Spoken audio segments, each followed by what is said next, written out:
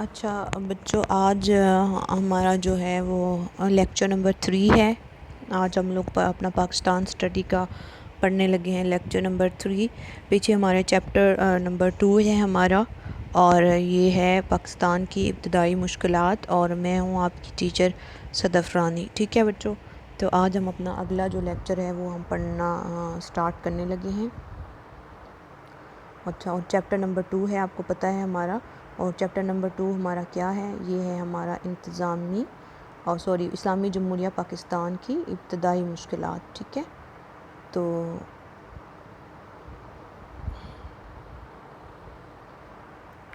یہ ہمارا chapter number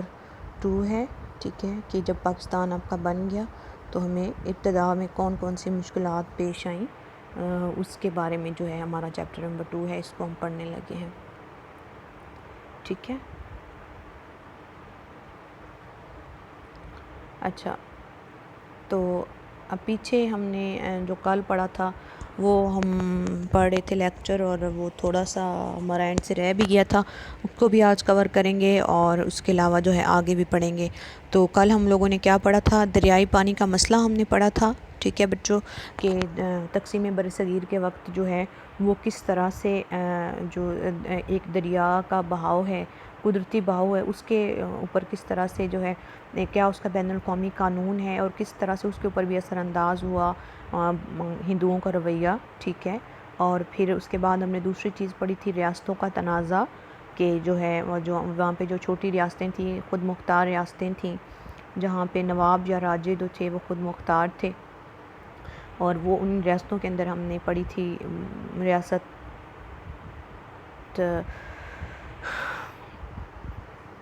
مناودر، Junagadh اور حیدرآباد دکن ہم نے پڑھی تھی۔ ٹھیک ہے، اور اس کے بعد جو ہے ریاست جو ہے ہم نے پڑھنی تھی جموں کشمیر، اس کو ہم نے تھوڑا سا پڑھنا سٹارٹ کیا تھا، تو لیکن جو ہے وہ آگے لیکچر اینڈ ہو گیا تھا، کلاس کے ٹائم پہ ختم ہو گیا تھا، اس لیے آگے آج ہم جو ہے وہ پڑھتے ہیں ریاست جموں و کشمیر۔ ٹھیک ہے، تو یہ جو ہے ہمارے پاس ریاست جموں کشمیر کیا ہے؟ ریاست جموں کشمیر جیسے کچھ تو آپ لوگ جانتے ہی ہوں گے، یہ ریاست پاکستان کے شمال میں واقع ہے، اور برصغیر کی ریاستوں جو تھیں جیسے مناودر تھی، جوناگڑھ تھی، حیدرآباد دکن تھی، یا باقی ریاستیں تھیں جو کہ مختلف ریاستیں تھیں تقسیم برصغیر کے وقت، جیسے ہم نے بات کی 600 ریاستیں تھیں ٹوٹل، ان میں علاقے کے اعتبار سے یہ سب سے بڑی ریاست تھی، اور اس کی سرحدیں جو ہیں وہ چین، تبت، افغانستان اور پاکستان سے ملتی ہیں، اور 1941 میں جب مردم شماری ہوئی تو اس وقت آبادی جو ہے اس کی ٹوٹل تھی 40 لاکھ کے قریب تھی۔ ٹھیک ہے، اور اس کی آبادی کا بہت بڑا حصہ جو ہے وہ مسلمانوں پر مشتمل تھا، اور باقی جو قومیں تھیں جیسے ہندو یا عیسائی یا پارسی، یہ کافی کم تعداد میں تھے، اور برطانوی حکومت نے اس ریاست کو ایک ڈوگرا راجہ، ٹھیک ہے، ایک راجہ تھا، اس کا نام تھا گلاب سنگھ، اور وہ ڈوگرا راجہ کہلاتا تھا، اس ڈوگرا قبیلے سے تھا، اس لیے اس کا نام ڈوگرا راجہ گلاب سنگھ تھا، اس کو انہوں نے بیچ دیا صرف 75 لاکھ روپے میں، اتنی بڑی ریاست کو۔ ٹھیک ہے، اور جو ہے ڈوگرا راجہ کیونکہ وہ سکھ تھا، اس سکھ نے اور اس کے دوسرے جانشین جو تھے انہوں نے مسلمانوں کے اوپر بہت زیادہ ظلم و ستم ڈھائے، مسلمانوں کو معمولی جرائم کی بہت بڑی بڑی سزائیں دی جاتی، اور اس سے تنگ آ کر 1930 میں جو ہے کشمیری مسلمانوں نے اس راجہ کے خلاف جو ہے آزادی کی تحریک شروع کر دی، اور جو برطانوی حکومت تھی اس وقت، کیونکہ انگریزوں کا راج چل رہا تھا، تو انہوں نے راجہ کی مدد کی تاکہ وہ مسلمانوں کی اس تحریک کو دبا سکیں۔ جموں کشمیر جو ہے وہ جغرافیائی، ثقافتی اور مذہبی اعتبار سے پاکستان سے بہت قریب رہی ہے، کیونکہ اس کے جو ہیں زیادہ تر پاکستان کو سیراب کرنے والے دریا جو ہیں وہ کشمیر سے نکلتے ہیں۔ 1947 میں جب باقی ریاستیں جو ہیں وہ اپنے الحاق کا فیصلہ کر رہی تھیں، تو جو کشمیر کے عوام تھے وہ چاہتے تھے کہ وہ پاکستان کے ساتھ ان کا الحاق ہو جائے، لیکن راجہ کیونکہ سکھ تھا، وہ پاکستان کو پسند نہیں کرتا تھا، تو وہ اس بات پر بالکل بھی آمادہ نہیں ہو رہا تھا۔ عوام کو اس بات کا احساس ہو گیا کہ راجا جو ہے ان کے جذبوں کے مطابق الحاق نہیں کرنا چاہتا، تو انہوں نے ایک بڑی تحریک کا آغاز کر دیا۔ راجا نے سختی سے کام لیا اور بہت سارے افراد جو ہیں وہ وطن چھوڑنے پر مجبور ہو گئے۔ 2.25 لاکھ سے زیادہ جو مسلمان ہیں ان کو شہید کر دیا گیا، لیکن پھر بھی مسلمانوں کے جذبوں میں کسی طرح بھی کمی نہ آئی اور ان کی آزادی کی تحریک کو دبایا نہ جا سکا۔ راجا نے جو بھارتی حکومت تھی ان سے مدد کی درخواست کی۔ بھارت نے اپنی افواج جو ہیں وہ ریاست میں اتار دیں اور ساتھ ہی دباؤ ڈالا کہ راجا جو ہے وہ بھارت کے ساتھ الحاق کرے۔ تو راجا جو ہے وہ ایسا نہیں کرنا چاہتا تھا۔ بھارت نے ایک ذیلی دستاویز تیار کی، ایک ڈاکومنٹ بنایا اور اعلان کر دیا کہ یہ جو بھارت کے ساتھ الحاق کر لیا ہے راجا نے،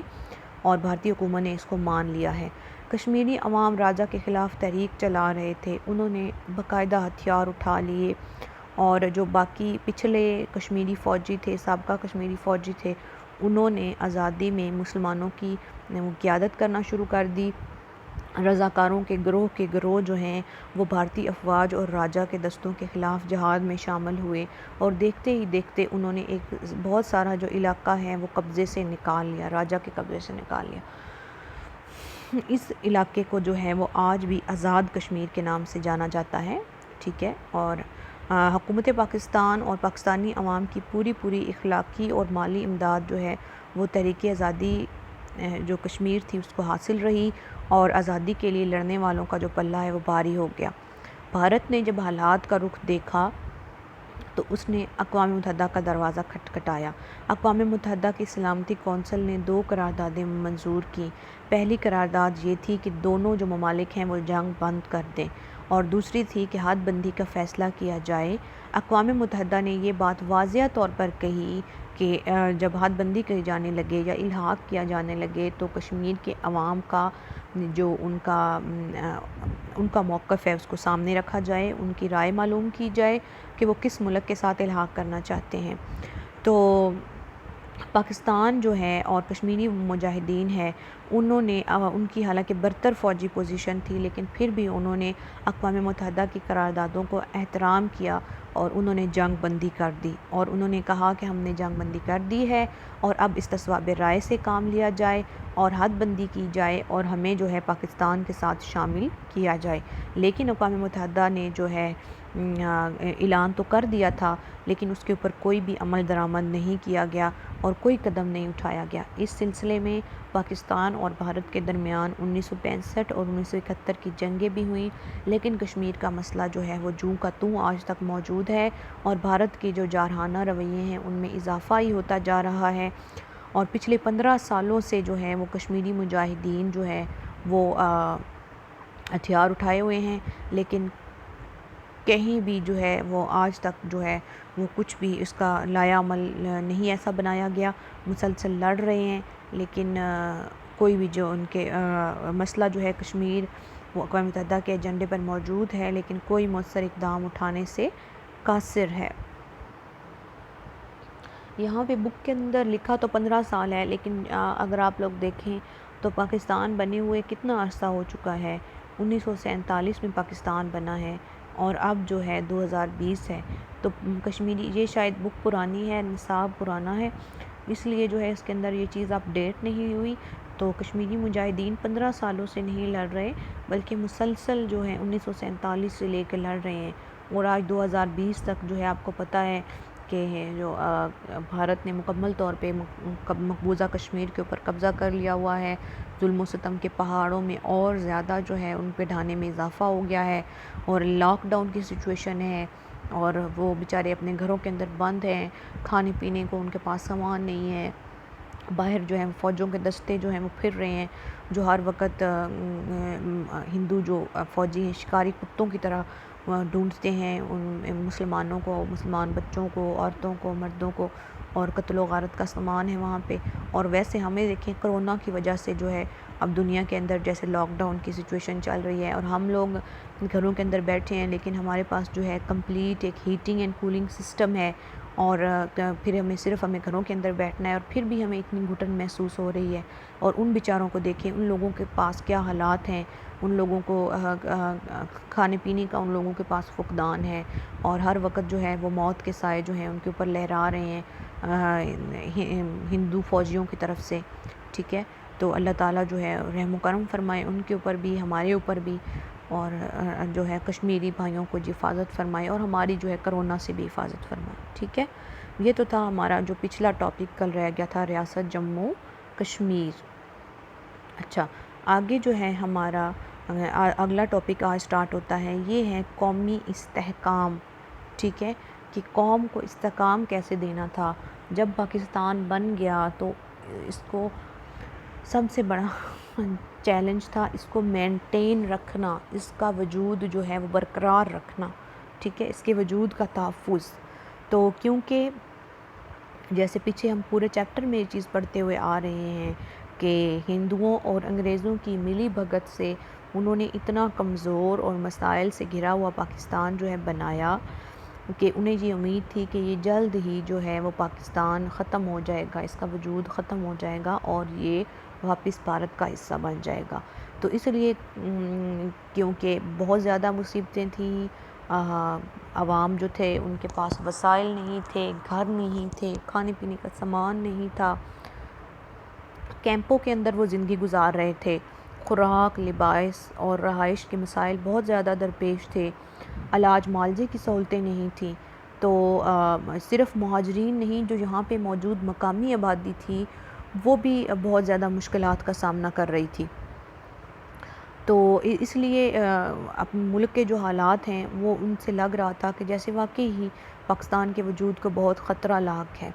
ان حالات میں قائد اعظم محمد علی جناح رحمۃ اللہ علیہ، ان کی فہم و فراست، حوصلے، محنت اور بہترین قیادت نے کام کر دکھایا۔ قوم نے اتنے برے حالات سے بڑے اعتماد سے جو ہے ان کا مقابلہ کیا، اور پاکستان کو مضبوط بنانے اور اسے درپیش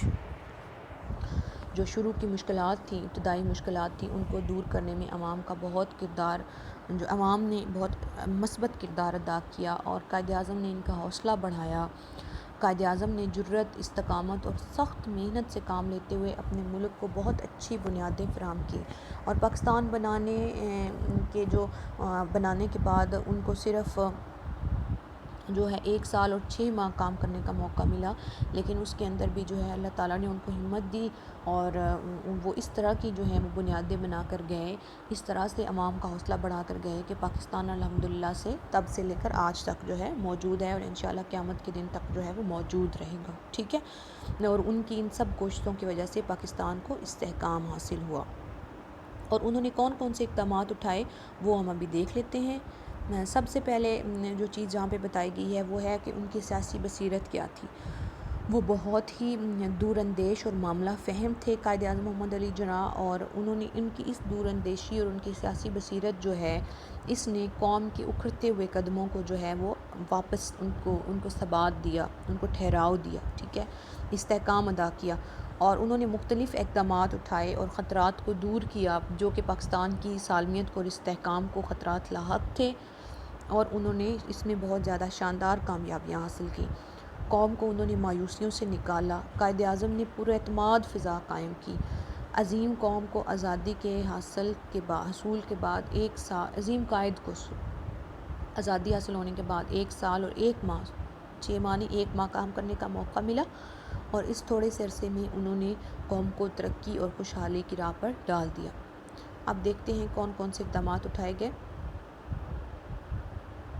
سب سے پہلا مسئلہ تھا مہاجرین کی آباد کاری، ٹھیک ہے۔ قائد اعظم نے فوراً سے جس مسئلے کے اوپر توجہ دی وہ تھی مہاجرین کی آباد کاری، کیونکہ ایک بہت بڑی ہجرت جو ہے، ایک بہت بڑی تعداد جو ہے وہ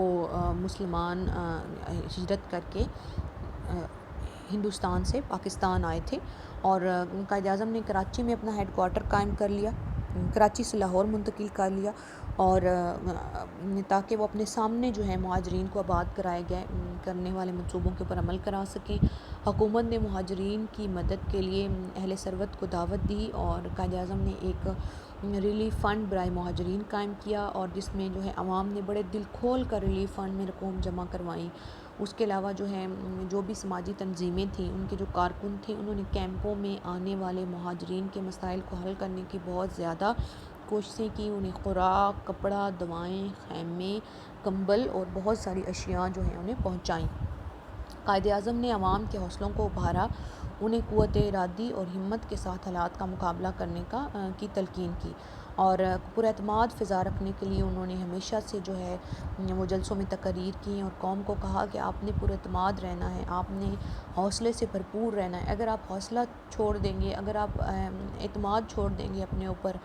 تو پھر جو ہے یا اپنے خدا کے اوپر اگر آپ یقین چھوڑ دیں گے تو پھر جو ہے آپ ناکام ہو جائیں گے۔ اس لیے آپ نے امید کے ساتھ، اعتماد کے ساتھ رہنا ہے۔ انہوں نے ایک بار فرمایا کہ تاریخ میں ایسی کئی مثالیں موجود ہیں کہ نوجوان قوموں نے اپنے کردار کی پختگی اور پکے ارادے کی بدولت اپنے آپ کو مضبوط بنایا۔ ہماری تاریخ بہادری اور عظمت کی داستانوں سے بھری ہوئی ہے۔ ہمیں اپنے آپ میں مجاہدوں کی سی روح پیدا کرنی ہے کہ ہمیں لڑنا ہے اس وقت سے۔ بھارت نے لاکھوں افرادوں کو پاکستان میں بھیج کر یہ سمجھا تھا کہ یہ اتنا چھوٹا سا ملک ہے، جغرافیائی اعتبار سے بھی، وسائل کے اعتبار سے بھی بحران کا شکار ہے، تو یہ جو ہے پاکستان تو بالکل ختم ہو جائے گا۔ لیکن پاکستان قوم جو ہے انہوں نے اپنے عظیم قائد کی جو ہے ان قیادت میں، ان کی رہنمائی میں، ان کے ہوتے ہوئے بھی وہ جو 1 سال وہ رہے اس دنیا میں، اور ان کے بعد بھی جو اس چیز کو ثابت کر دکھایا کہ وہ ایک منظم قوم ہے اور وہ ایک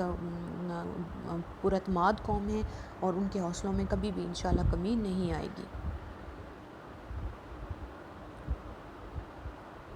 اچھا، اس کے بعد جو ہے ادھر بھی قائد اعظم نے ایک اور موقع پہ کہا تھا، ہم پاکستانی عوام پر یہ فرض عائد ہوتا ہے کہ ہم ان مہاجرین کو بسانے کے لیے ہر ممکن مدد مہیا کریں جو پاکستان آ رہے ہیں۔ ان لوگوں کو یہ مسائل اس لیے درپیش ہیں کہ مسلم قوم سے تعلق رکھتے ہیں۔ اگر فار ایگزامپل مطلب وہ اس لیے وہ یہ چیز جہاں پہ کہہ رہے تھے کہ وہ مسلمان ہیں، ہمارے مسلمان بھائی ہیں، ہمارے درمیان ایک اخوت کا رشتہ ہے، تو اس لیے اس چیز پر انہوں نے زور دیا کہ وہ مسلم قوم سے تعلق رکھتے ہیں، تو ہم نے ان کے ساتھ بھائیوں کا سا سلوک کرنا ہے۔ ہم نے یہاں پہ وہی چیز جو ہے وہ ثابت کرنی ہے جو مکہ مکرمہ سے جب مسلمان جو ہیں ہجرت کر کے مدینہ منورہ پہنچے اپنے نبی پاک صلی اللہ علیہ وسلم کے ساتھ، تو وہاں پہ جو ان کے انصار بھائیوں نے ان کے ساتھ اس نے سلوک روا رکھا تھا، وہی اس نے سلوک ہم نے روا رکھنا ہے، کیونکہ یہ ہمارے مسلمان بھائی ہیں۔ پھر اس کے بعد انہوں نے سرکاری ملازمین کو نصیحت کی۔ 11 اکتوبر 1947 کو انہوں نے سرکاری ملازمین سے خطاب کیا، ہمارے لیے یہ ایک چیلنج ہے، اگر ہمیں ایک قوم کی حیثیت میں زندہ رہنا ہے تو ہمیں مضبوط ہاتھوں سے ان مشکلات کا مقابلہ کرنا ہوگا۔ ہمارے عوام غیر منظم اور پریشان ہیں، مشکلات نے انہیں الجھایا ہوا ہے، ہمیں انہیں مایوسی کے چکر سے باہر نکالنا ہے اور ان کی حوصلہ افزائی کرنی ہے۔ اس وقت انتظامیہ پر بہت بڑی ذمہ داری عائد ہوتی ہے کہ اور عوام اس کی جانب رہنمائی کے لیے دیکھ رہے ہیں، اور حالات بہت زیادہ مشکل تھے، نامساعد تھے، اور سرکاری افسر اور دیگر ملازمین جو ہیں انہوں نے قومی جذبے سے کام کیا اور اجتماعی سوچ کے ساتھ انہوں نے اپنے فرائض کو انجام دیا، قوم کی خدمت کی، اور قائد اعظم کے فرمان کے اوپر انہوں نے عمل کیا اور قوم کو جو ہے مسائل کے بھنور سے نکالا۔ قائد اعظم نے بار بار سرکاری افسران کو یہ تلقین کی کہ وہ اب آزاد کون کے لیے کام کر رہے ہیں، اب انہیں اپنے رویوں کے اندر تبدیلی لانی پڑے گی، سوچ کو مثبت بنانا پڑے گا، اور وقت کے نئے تقاضوں کے ساتھ جو ہے اپنے آپ کو ہم آہنگ کرنا پڑے گا اور قوم کی خدمت کرنی ہوگی۔ قائد اعظم نے سرکاری ملازمین کو ان کے کردار سے آگاہ کرتے ہوئے کہا کہ اب وہ حاکم نہیں ہیں بلکہ وہ قوم کی خدمتگار ہیں، ٹھیک ہے؟ تو ہر سرکاری ملازم کے اوپر یہ ڈیوٹی آج بھی عائد ہوتی ہے اپنے قائد کے بتائے ہوئے الفاظ کہ ہم حاکم نہیں ہیں، قوم کے خدمتگار ہیں، اور ہمارا فرض اولین ہے۔ جیسے ابھی کے حالات اگر آپ دیکھیں، جیسے کرونا کے حالات چل رہے ہیں بچوں، تو دیکھیں جو ہمارے فار ایگزامپل جو فرنٹ لائن کے اوپر جو لوگ کام کر رہے ہیں، جیسے ڈاکٹرز ہیں، نرسز ہیں، اس کے علاوہ پیرامیڈیکل سٹاف ہے، وہ سارے بیچارے جو ہیں ان کا روزانہ ہم سنتے ہیں کہ وہ جو ہیں دوسروں کی جان بچاتے ہوئے اپنی جانوں سے ہاتھ جو ہیں وہ اپنے ہاتھوں سے جو ہے وہ ہاتھ دھو رہے ہیں، اپنی جانوں سے ہاتھ دھو بیٹھتے ہیں اور جان گنوا بیٹھتے ہیں، لیکن وہ اپنے فرائض سے جو ہیں وہ بالکل بھی پیچھے نہیں ہٹتے اور اپنے فرائض کو بالکل جو ہے پورا کر رہے ہیں۔ اور ابھی یہ حالات دیکھیں، بالکل ایسے ہی حالات ہیں کہ ایسے وقت میں جہاں پہ اپنے جو رشتہ دار ہیں، اپنے گھر کے لوگ جو ہیں وہ اس بیمار شخص کو ہاتھ لگانے سے پرہیز کرتے ہیں، تو وہ بیچارے جو ہیں وہ اس طرح سے مکمل ڈیوٹیز کر رہے ہیں اور اپنے گھر والوں سے دور ہیں، اپنے بچوں سے دور ہیں۔ تو اللہ تعالیٰ سے دعا کریں کہ اللہ تعالیٰ نے جو ہے پیچھے ہمیں اتنے مسائل سے نکالا تھا، اتنے مشکل حالات سے نکالا تھا، تو ابھی بھی ہمیں ان مسائل سے جو ہے ہمیں مل کر نپٹنا ہے۔ اور ٹھیک ہے، 25 مارچ 1948 کو سرکاری ملازمین سے خطاب کرتے ہوئے قائد اعظم نے پھر یہ فرمایا تھا، آپ اپنے جملہ فرائض قوم کے خادم بن کر ادا کیجیے۔ آپ کا تعلق کسی سیاسی جماعت سے نہیں ہونا چاہیے، اقتدار کسی بھی جماعت کو مل سکتا ہے۔ آپ ثابت قدمی، ایمان اور عدل کے ساتھ اپنے فرائض کو بجا لائیے۔ اگر آپ میری نصیحت پر عمل کریں گے تو عوام کی نظروں میں آپ کے رتبے اور حیثیت میں اضافہ ہوگا۔ ٹھیک ہے، تو ابھی جو ہے یہ چیز سرکاری ملازمین کو ابھی بھی سوچنا چاہیے کہ انہیں کسی سیاسی پارٹی یا کسی سیاسی گروہ جو ہے، یہ صرف سرکاری ملازمین کو نہیں، ہم سب کو جو ہے وہ چیز یہ سامنے رکھنی چاہیے کہ ہمیں کسی بھی یہ نہیں کہ ہم جو ہے کس سیاسی پارٹی کے ساتھ ہیں، کہ ہم نون لیگ کے ساتھ ہیں، ہم جو ہے تحریک انصاف کے ساتھ ہیں، بلکہ ہمیں جو ہے ایک پاکستانی ہو کے سوچنا ہے، ایک مسلمان ہو کے سوچنا ہے۔ پھر انہوں نے کہا صوبائیت اور نسل پرستی سے گریز کرنا ہے، کہ جیسے دیکھیں کہ ہم لوگ یہ مت سوچیں، آج بھی اس وقت بھی قائد اعظم نے یہ چیز باور کرائی اور آج بھی، کہ ہم جو ہے کوئی جیسے اسلام کے اندر ہی نسل پرستی کا یا کوئی قبلے یا گروہ کا جو ہے وہ کنسیپٹ نہیں ہے، تو پھر ہم کیوں یہ چیز سوچیں؟ ہم مسلمان ہیں، ہم بھائی ہیں، یہ تو ہندوؤں کے اندر تھا نا۔ اور قائد اعظم نے شروع میں جو ہے اپنی سیاسی پارٹی کے اندر جو ہے اچھوت برادری کے جو ہے وہ اس کو شامل کیا تھا، اسی لیے شامل کیا تھا کہ وہ بالکل صوبائیت اور نسل پرستی سے ختم کرنا چاہتے ہیں۔ اور ہندو جو ہیں جیسے وہ شودر ان میں سب سے بڑے ہیں، اور اچھوت قوم جو ہے وہ بالکل ہی ان کو وہ سمجھتے ہیں، کم سمجھتے ہیں، ان کو چھونا بھی اور ان سے دور رہنا سمجھتے ہیں۔ ٹھیک ہے، تو اس طرح سے انہوں نے قائد اعظم نے ریاستوں اور قبائلی علاقوں کی اہمیت کے پیش نظر ایک وزیر برائے اسٹیٹس اور قبائلی امور بنایا تھا، مختلف ریاستوں کے حکمرانوں سے رابطے کیے اور قومی دھارے میں پوری طرح شامل ہونے اور پاکستانی رویہ اپنانے کا مشورہ دیا، کہ یہ مت سوچیں کہ ہم سندھی ہیں، پنجابی ہیں، بلوچی ہیں، پٹھان ہیں، اور یہ آج بھی ہمیں ضرورت ہے کہ ہم علاقائی، صوبائی اور لسانی تعصبات کو جو ہے ہم ہوا نہ دیں۔ اور اس وقت بھی پاکستان دشمنوں نے جو بڑی کوشش کی اور انہوں نے ایک حد تک وہ اس میں کامیاب ہو بھی گئے بعد میں 1971 میں دے کے، جیسے مشرقی پاکستان کو انہوں نے الگ کر دیا، لیکن قائد اعظم جو ہیں ان کے ہوتے ہوئے تو مغربی اور مشرقی پاکستان دونوں ہی تھے، اور اس ٹائم بنگلہ دیش الگ نہیں تھا، لیکن جو ہے پاکستان کے جو دشمن ہیں کچھ حد تک تو کامیاب ہو گئے، لیکن ابھی ہمیں اس پاکستان کو جو ہے قائم و دائم رکھنا ہے، اور ہمیں جو ہے اس کے اندر ایسی کسی بھی جو دشمن عناصر کے عزائم ہیں ان سے دور رہنا ہے۔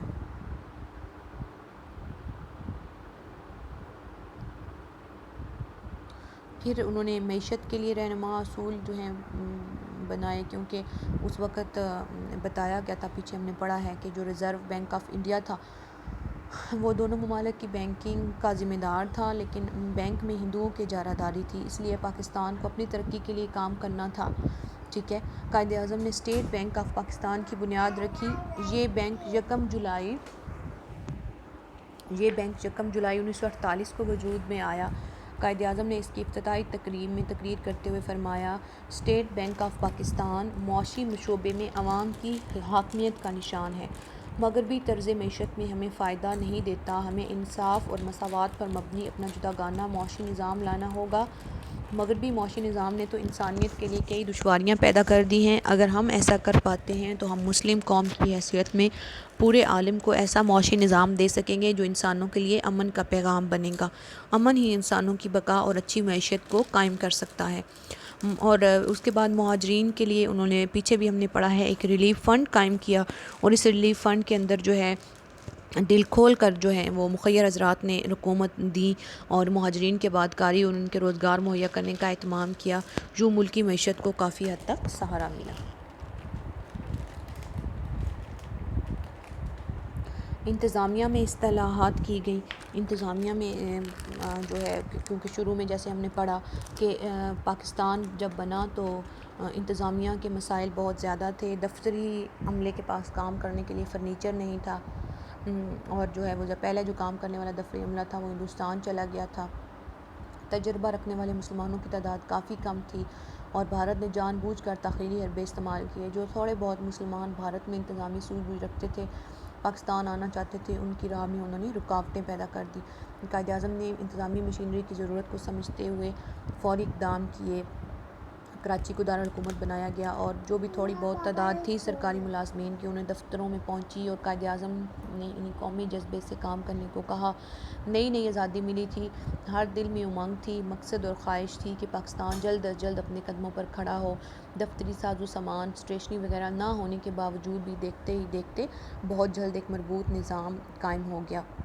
چودھری محمد علی جو پاکستان کے پہلے وزیر اعظم بنے، وہ ایک بیوروکریٹ تھے۔ انہوں نے سول سروس کو نئے سرے سے آراستہ اور منظم کیا۔ سول سروس رولز بنائے گئے، نیوی، ایئر فورس اور بڑی فوج کے ہیڈ کوارٹرز بنائے گئے، فورن سروس، اکاؤنٹ سروس اور دوسری سروسز کا آغاز کیا گیا۔ انتظامی مشینری ترتیب پا گئی تو مختلف منصوبوں پر تیزی سے کام شروع ہو گیا، اور ملک میں حالات کافی حد تک معمول پر آ گئے۔ مشینری کو ترتیب دینے میں قائد اعظم کا مرکزی رول تھا۔ ٹھیک ہے، یہاں پہ بچوں آپ کا لیکچر اینڈ ہوا، اور اب آپ لوگ جو ہے اس لیکچر کو سنیں، اور ابھی میں یہاں اپلوڈ کرتی ہوں اس لنک سے، یوٹیوب کا جو لنک ہے اس سے آپ یہ لیکچر سنیں گے، اور جو ہے پھر کویسچن آنسر کا سیشن ہوتا ہے ابھی کلاس میں، آپ نے جلدی سے جو ہے وہ